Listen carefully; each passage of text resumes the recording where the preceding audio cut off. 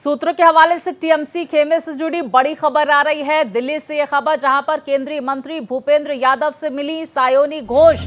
CM Suvendu अधिकारी से मिली सायोनी घोष। दिल्ली में कल देर रात मुलाकात हुई है, सूत्र जानकारी दे रहे हैं। मुलाकात के दौरान निशिकांत दुबे भी वहां पर मौजूद रहे।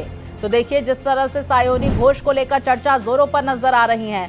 और टीएमसी की कद्दावर नेता सायोनी घोष, जो लगातार हमने देखा कि चुनाव प्रचार के दौरान किस तरह से हमलावर भारतीय जनता पार्टी पर नजर आई, और अब जब सत्ता परिवर्तित हो चुकी है तो सायोनी घोष के बीजेपी में शामिल होने की अटकलें तेज नजर आ रही हैं। मुलाकात के दौरान निशिकांत दुबे भी वहां पर मौजूद रहे।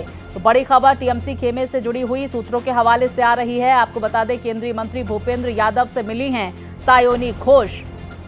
तो सीएम शुभेंदु अधिकारी से भी सायोनी घोष ने मुलाकात की है। टीएमसी में बड़ी फूट देखने को मिल रही है।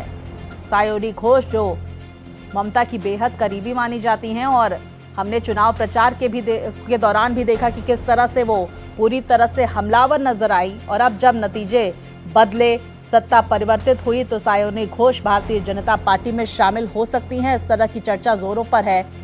तो दिल्ली में कल देर रात मुलाकात हुई है, सूत्र जानकारी दे रहे हैं। और मुलाकात के दौरान निशिकांत दुबे भी मौजूद रहे। तो टीएमसी खेमे से जुड़ी ये बड़ी जानकारी, जहां राज्य इकाई में टीएमसी में बड़ी फूट देखने को मिली, तो वहीं अब केंद्र इकाई में भी देखने को मिल रही है। सायोनी घोष ने भूपेंद्र यादव से मुलाकात की, इस तरह की जानकारियां आ रही है। विस्तार से जानकारियों के साथ हमारे सहयोगी राजीव हमारे साथ जुड़ गए हैं। राजीव, क्या अपडेट?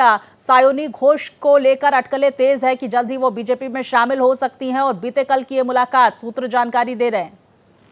बिल्कुल, देखिए, सायोनी घोष को लेकर के चर्चाएं तेज हो गई हैं, क्योंकि वह टीएमसी की प्रखर वक्ता थी। और आपने देखा विधानसभा चुनाव में किस तरह से वो प्रचार कर रही थी कि मेरे दिल में काबा, आंखों में मदीना, इस तरह के गाने गा करके वहां की लोकप्रियता बटोर रही थी। और ऐसे में ममता बनर्जी की सबसे भरोसेमंद सांसदों में उनका नाम शामिल रहा। अब जो जानकारी मिल रही है उसके मुताबिक देर रात उनकी मुलाकात जो पश्चिम बंगाल के मुख्यमंत्री शुभेंदु अधिकारी हैं, वो दिल्ली में मौजूद हैं। क्योंकि देखिए, कल दिल्ली में मुख्यमंत्री परिषद की बैठक थी, प्रधानमंत्री नरेंद्र मोदी की अध्यक्षता में। उस बैठक के बाद ये तमाम डेवलपमेंट हुए हैं।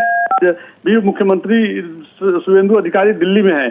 तो कुल मिलाकर के देखा जाए तो मुख्यमंत्री से मुलाकात हुई है। भूपेंद्र यादव जो केंद्रीय मंत्री हैं और पश्चिम बंगाल में भारतीय जनता पार्टी को जीत दिलाने में उनकी बड़ी भूमिका रही है, बड़े रणनीतिकार के रूप में उन्होंने वहां पे काम किया, तो उनसे भी मुलाकात हुई है। तो ये माना जा रहा है कि सायोनी घोष जो है जल्दी ही भारतीय जनता पार्टी का दामन पकड़ सकती हैं। क्योंकि वो जो मीटिंग हुई है उस दौरान निशिकांत दुबे जो सांसद है, भारतीय जनता पार्टी के वरिष्ठ नेता हैं, वो भी मौजूद रहे।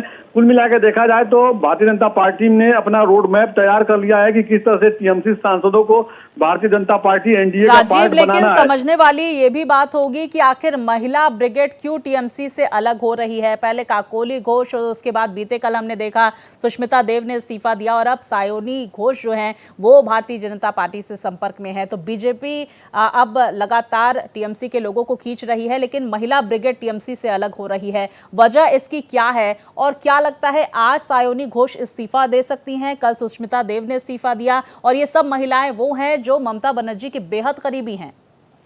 बिल्कुल बिल्कुल सही कहा आपने। क्योंकि देखा जाए तो जो आपने पूछा कि ये रिजाइन करने की बात, तो इस बात से इनकार नहीं किया जा सकता है कि किसी भी समय इस तरह की जानकारी मिल सकती है कि सायोनी घोष ने टीएमसी का दामन छोड़ दिया, टीएमसी से रिजाइन कर दिया। क्योंकि सारा रोड मैप तैयार कर लिया गया है। शुभेंदु अधिकारी से मुलाकात के बाद और चर्चाएं तेज हो गई हैं। और जहां तक ये महिला ब्रिगेड की बात है, तो बिल्कुल अगर देखा जाए तो चाहे काकोली घोष की बात की जाए या सुष्मिता देव की बात की जाए, या देखिए पहले कांग्रेस पार्टी में हुआ करती थी, उसके बाद टीएमसी में आई, राज्यसभा सांसद बनाया गया। बिल्कुल, देखिए राजीव, अब क्या कदम होता है सायोनी घोष का, कब वो इस्तीफा देती हैं, क्या कदम उठाती हैं, देखना महत्वपूर्ण होगा। फिलहाल जानकारियों के लिए आपका बहुत शुक्रिया।